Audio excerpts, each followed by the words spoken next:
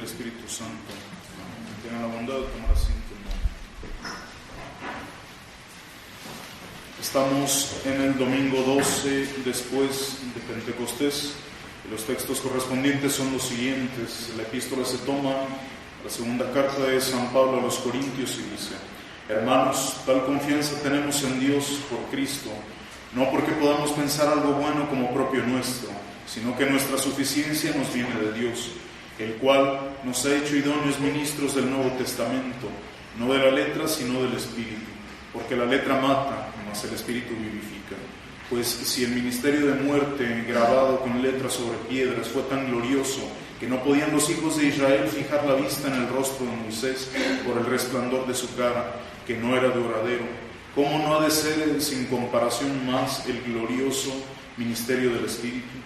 Porque si el ministerio de la ley de condenación fue acompañado con tanta gloria, mucho más glorioso es el ministerio de justicia.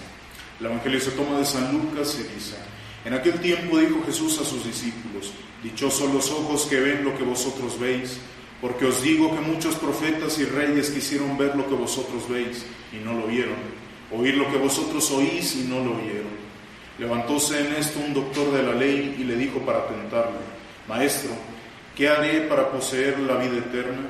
Y él le dijo: ¿Qué es lo que se halla escrito en la ley? ¿Qué es lo que en ella lees? Respondió él: Amarás al Señor tu Dios con todo tu corazón, con toda tu alma y con todas tus fuerzas y con todo tu entendimiento, y a tu prójimo como a ti mismo. Bien ha respondido, díjole Jesús, haz eso y vivirás.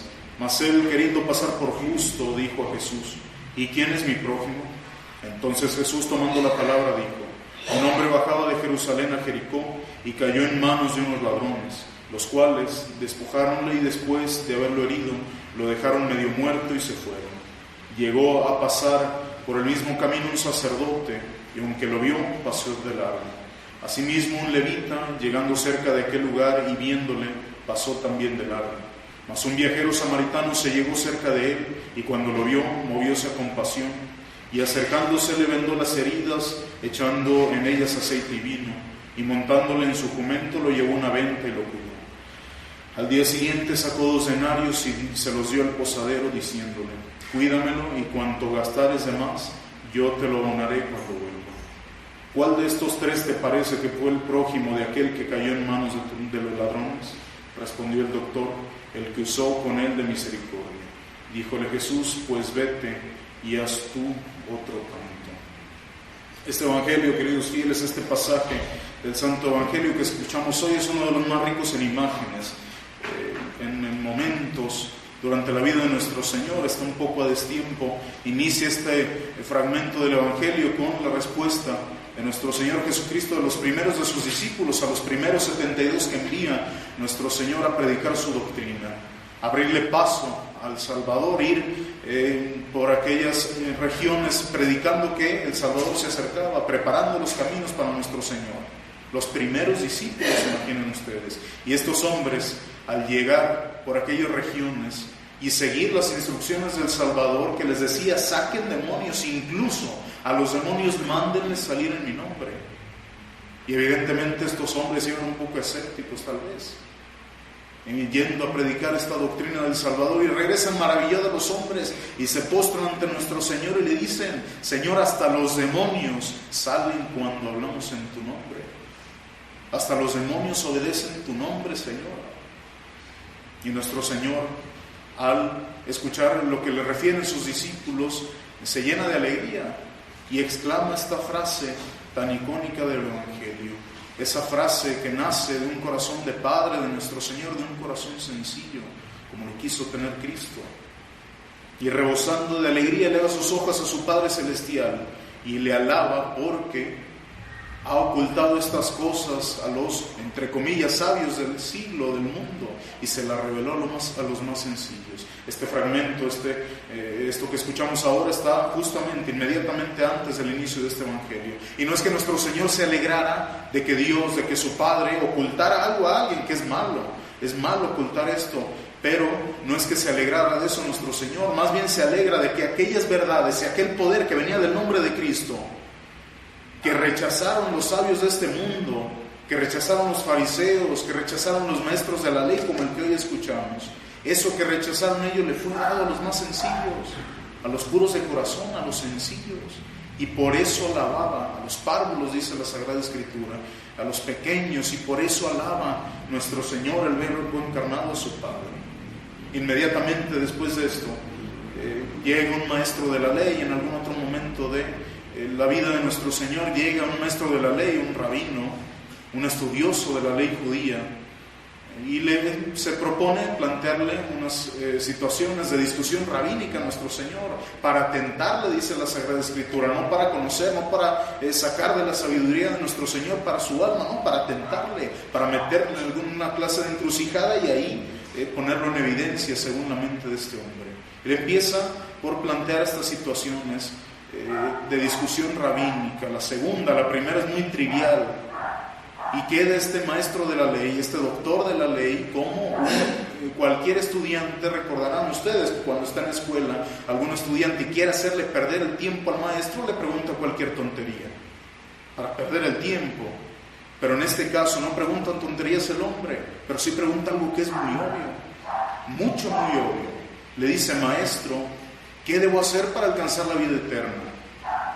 Lo más básico, la primera verdad de la vida del hombre en este mundo. ¿Qué tiene que hacer para alcanzar la vida eterna? Y nuestro Señor toca la llaga y le hace ver lo trivial de su pregunta. Le dice: bueno, tú te dices maestro de la ley, ¿qué dice la ley? ¿Qué has leído en la ley? Y empieza a repetir el texto bíblico 2, el Deuteronomio y Levítico. Imagínense ustedes algo que todos los días todo judío tenía que repetir 2 veces al día en sus oraciones. Además, en esas filacterias, esas tiras de cuero que tenían letras grabadas. Bueno, lo que tenían grabado es lo que hoy le respondió este maestro de la ley a nuestro Señor. Algo que todos los benditos días decía y se repetía: amarás a Dios con todo tu corazón, con toda lo más trivial del mundo. Y cuando le hizo ver nuestro Señor que Él mismo se respondió: bueno, tú lo dijiste, hazlo y vas a ganar la vida eterna. Y este hombre humillado empieza a plantearle una cuestión rabínica, de discusión rabínica, y le dice: ¿quién es mi prójimo? Algo que para el católico debería ser una verdad sencillísima, que si hoy yo preguntara a cualquier cristiano, cualquiera de ustedes me podría responder, o me debería poder responder: ¿quién es mi prójimo? ¿Qué quiere decir la palabra prójimo? Que es una cosa de catecismo, que un niño de catecismo debería saber responder. ¿Qué quiere decir prójimo? Hay que recordarlo todos los días. El prójimo es aquella criatura capaz de alcanzar la vida eterna. ¿Quién es mi prójimo? Todos los salvados del cielo, los bienaventurados del cielo, las almas del purgatorio y todos los hombres de la tierra, sin distinción alguna. Todos los hombres de la tierra son mi prójimo. Y eso es algo sencillísimo. Los condenados del infierno no, porque no son capaces de alcanzar la vida eterna y están condenados por una eternidad. Pero todos los demás sí son mi prójimo. Hay quien dice: el que no soy yo. Pero es más exacto eso: toda criatura capaz de alcanzar la vida eterna. Pero para el católico eso es básico, pero para un judío no lo era. El judío sí se planteaba esa cuestión y se lo preguntaban: bueno, ¿hasta qué punto? Porque sepan ustedes, la palabra prójimo y la palabra hermano en el habla hebrea tienen unos significados muy distintos y a veces congenian los dos. Entonces, ¿quién es mi prójimo? El que lleva mi sangre, el que tiene mi raza, el que lleva por sus venas la misma sangre que yo, el que es parte de mi misma tribu. Porque fíjense ustedes, el odio hacia el goyim, hacia el no judío, los llevaba a extremos horrorosos a los judíos. Al perro no judío le llamaban. Y si nosotros leemos en algún momento este compendio de dichos, este compendio de leyendas, comentarios sobre la ley que se llama el Talmud, que hicieron los judíos, eso no viene de Dios, eso viene de los rabinos judíos. Es horroroso al punto al que desprecian al que no es judío. Horroroso, queridos fieles. Que por respeto a este altar, respeto a este ambón, no lo voy a mencionar, pero son blasfemias contra Nuestra Señora, una sarta de dichos horrorosos, blasfemos, en el cual entre esas cosas van plasmando su odio al que no comparte su sangre. Y entonces ellos se planteaban eso, así como los romanos: el que no era ciudadano romano era casi una bestia, un animal. Y así pasaba con el judío. Entonces, claro que se planteaban, bueno, ¿quién es mi prójimo? ¿A quién le tengo que hacer el bien? Y eso que dice el Levítico, y a tu prójimo como a ti mismo, bueno, debe ser al judío también. Y fuera de ahí no existe ningún prójimo. Entonces se planteaban esa situación.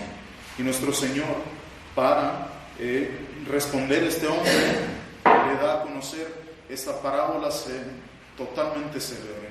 Entre nosotros, bien conocida del samaritano, del buen samaritano. Y sepan ustedes que las parábolas no son cuentitos que nuestro Señor se inventa en ese momento, tienen bases que se reflejen en la vida de cada uno de quien les dice y en la vida de ustedes y la mía. Y en este caso era un hombre que bajaba por ese camino de Jericó a Jerusalén, un camino en el cual realmente asaltaban gente, peligroso. Que bajaba este hombre por ese camino, lejos de su tierra, y durante ese trayecto llegan unos ladrones, lo despojan de lo que tenía, le propinan una golpiza y lo dejan medio muerto a este hombre. Y cuando queda ahí tirado, inconsciente, herido, medio muerto, pasa a un lado de él primero un rabino, un sacerdote judío. Pasa en sus oraciones, en lo que sea que estuviera haciendo, lo ve y lo pasa de largo. Un rabino, imaginen ustedes. La figura de la virtud, la figura del seguimiento de la ley, como es el sacerdote católico, o debería ser para el católico. Un ejemplo de virtudes.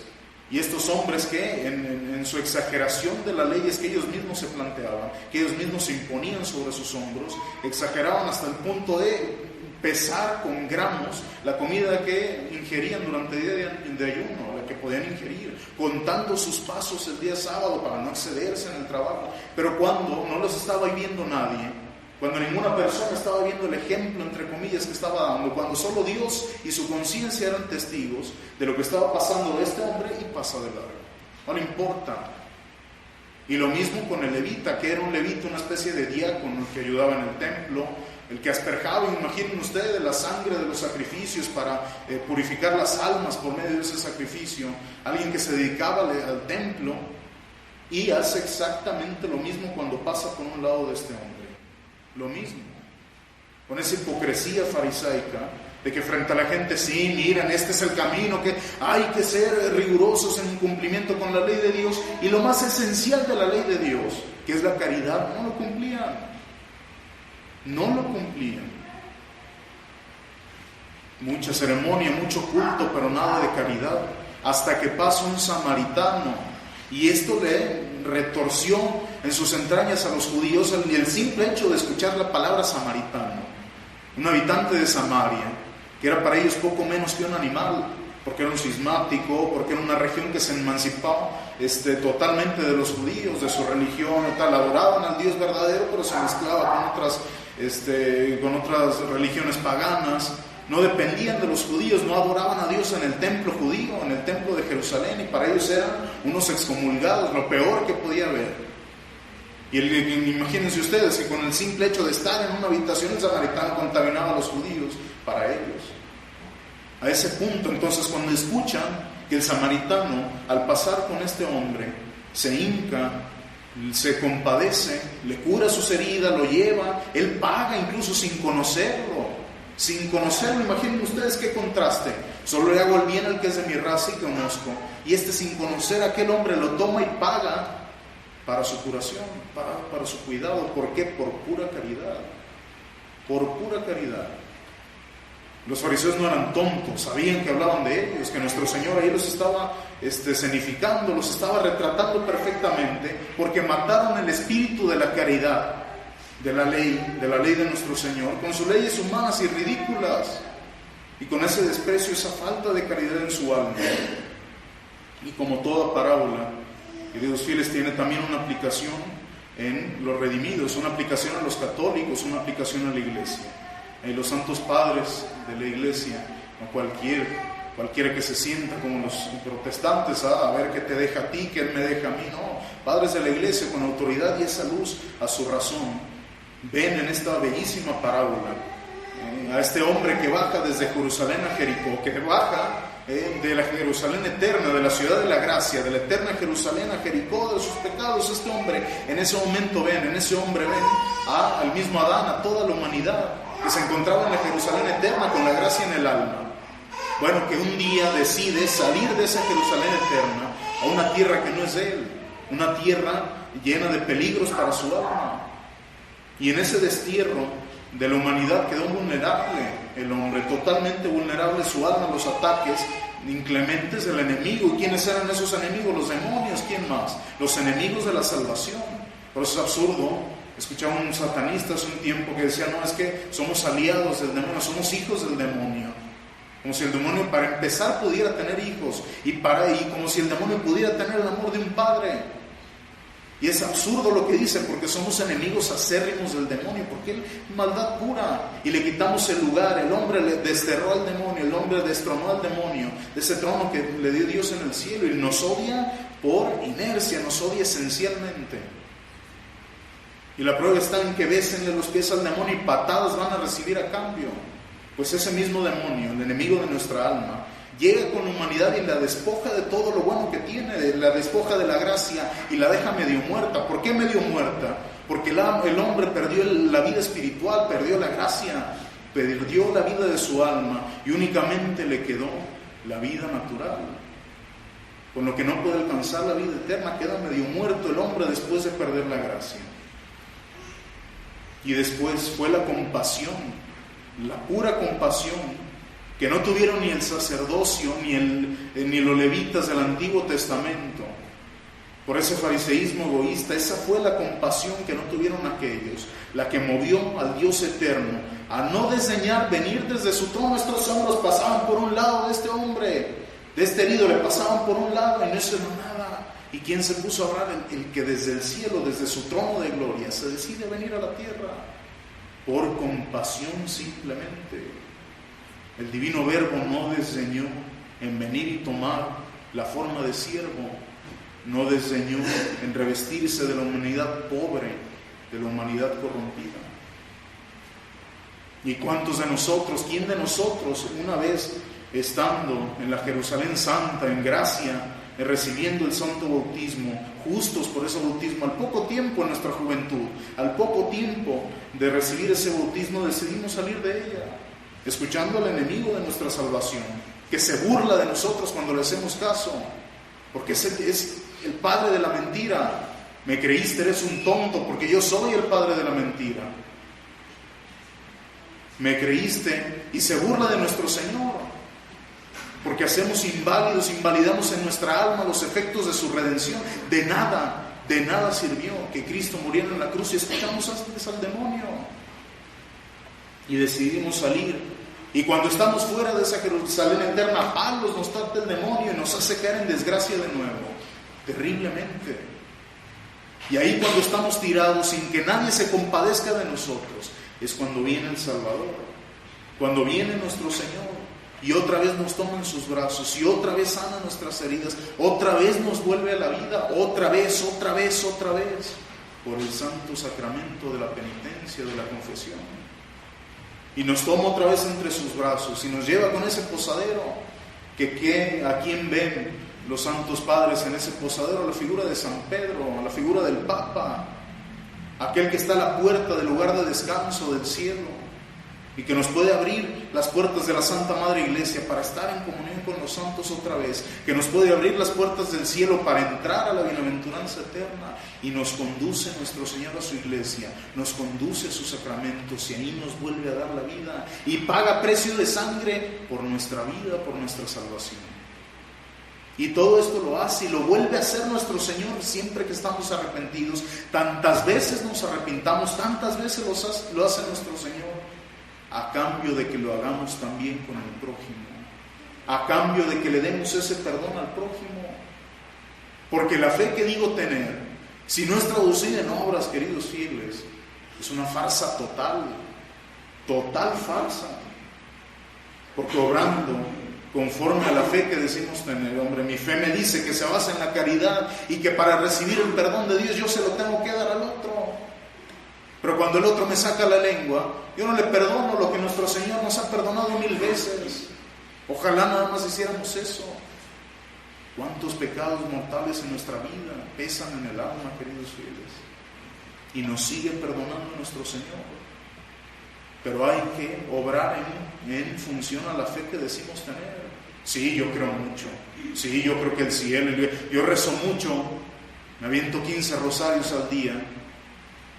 Pero si cuando me hacen algo, cuando me ofenden, cuando se ve mi orgullo manchado, no soy capaz de perdonar, cuando no soy capaz de dejar ese pecado mortal, cuando no soy capaz de evitar esa persona que me hace pecar, cuando no soy capaz de evitar esas circunstancias que ya sé que me van a llevar al pecado, soy un farsante, de nada te sirve. Y ojo, no hay que caer tampoco en el otro extremo. No, es que rezas mucho, no reces y mejor ponte a orar, ponte a hacer obras de caridad. Entiendan que eso es una mentira también. La fe y las obras van de la mano. Quítale la una a la otra y de nada te sirve, de nada. No, es que mejor haz uno, no, haz los dos, porque eso nos pide la fe. Obra y ora. Los dos en conjunción es lo que nos lleva al cielo. Es decir, no seríamos protestantes totalmente, me siento a pecar mucho y a creer más.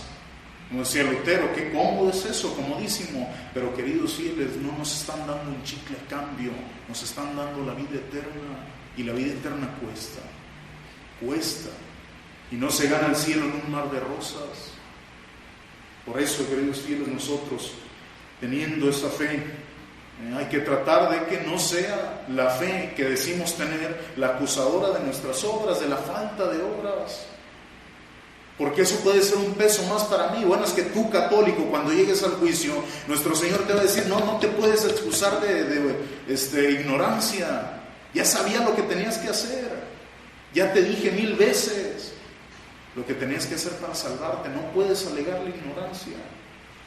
Y es tan fácil y tan cercano para nosotros obrar la caridad, que es una negligencia terrible. A la vuelta de la esquina, sal a tu casa, sal aquí de la capilla, sal a la calle y vas a encontrar con quién hacer caridad. Y caridad no solamente es soltar unas monedas, porque hay gente que le sobra y lo hace bien, pero no le pesa dar. No solamente es dar dinero, queridos fieles, no solamente es eso. Es todas las bienaventuranzas en gracia de Dios, todas las bienaventuranzas, enseñar al que no sabe vestir, a aquel que no tiene con qué vestir, alimentar, socorrer, perdonar, enseñar, escuchar. Pero todo esto por amor a Dios, eso es lo que sobrenaturaliza todo. Sáquenle ustedes el amor a Dios. Lo hago, Señor, yo perdono porque te amo. He visto a Él porque te amo, alimento a Él porque te amo.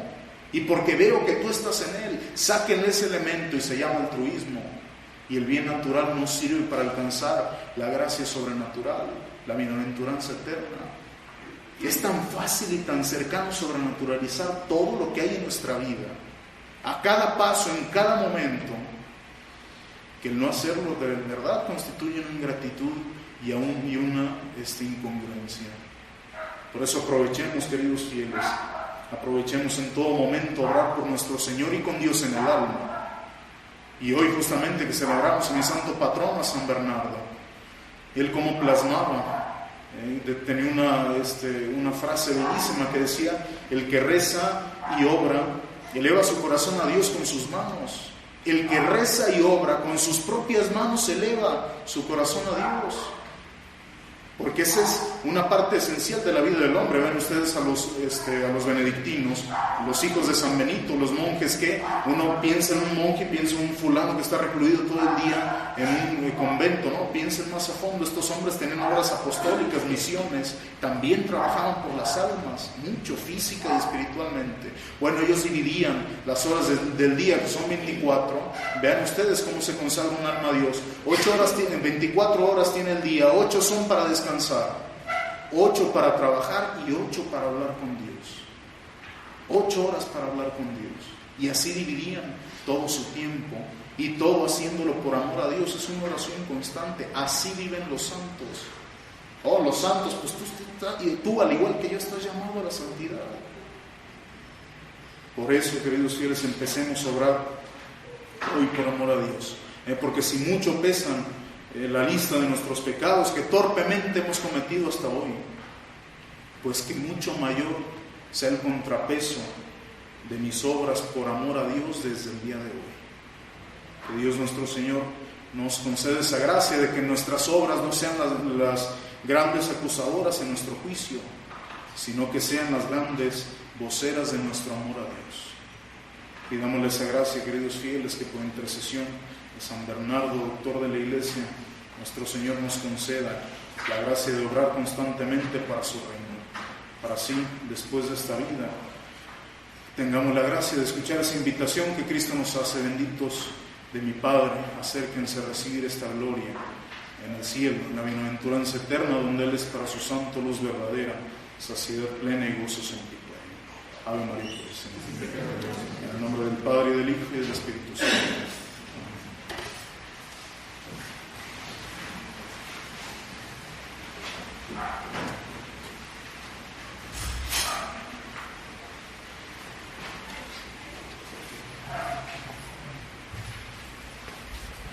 Credo in un Dio, Padre omnipotente, Creator angeli, Signum omnium